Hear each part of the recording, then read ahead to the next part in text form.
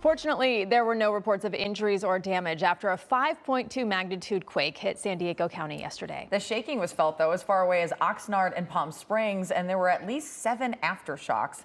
Earthquake guru Dr. Lucy Jones joining us live to discuss the earthquake and the increase in seismic activity in Southern California. Thank you so much for being here. We really appreciate it. You are. First of all, can I have you dive in? Is there an increase in seismic activity, or what's going on? And there were so many aftershocks. What do you make of all this? Okay, the question of aftershocks and overall activity increase is different.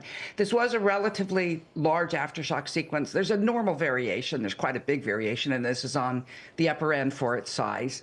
And in fact, I mean, the network recorded hundreds of aftershocks. There's only 7 that were large enough to be felt. In terms of overall activity, the last couple of years, yeah, we've been having more felt earthquakes than we'd had for several decades. But it's rather more that the time right after the Landers and Northridge earthquakes in the mid-90s sort of depressed the system, and we were very quiet for a while. And this is more like the sort of activity that we saw back in the 80s. So far, we've only had 2 sequences above 4. We had the 1.4 over in Malibu in February, or in early March, and then this earthquake this time. So not outrageous, but this is earthquake country.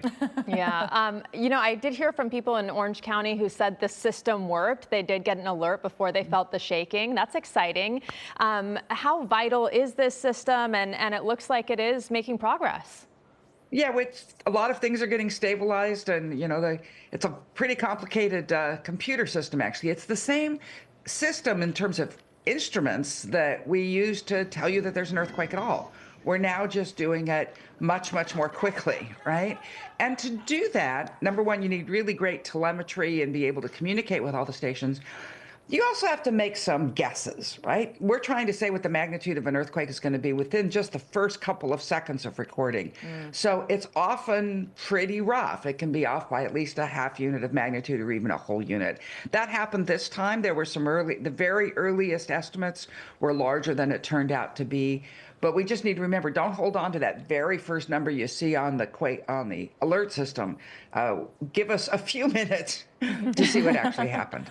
Well, I'd rather have you give me the worst case scenario and have it be better than, you know, the other way around. So that there's that. Unfortunately, that sometimes happens, but right. Right. It's not a perfect science, right? Right. You know, I do want to talk about the epicenter being near Julian.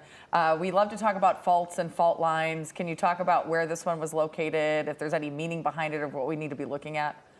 Okay, so it's associated with the Elsinore fault. So we tend to think about the San Andreas. In fact, we have hundreds of big faults in Southern California. The Elsinore is sort of a junior sister to the San Andreas. The San Andreas breaks up when it comes into Southern California and splits into 4 parallel faults. The San Andreas, the San Jacinto, the Elsinore, and the Newport Inglewood. They're all parallel to each other.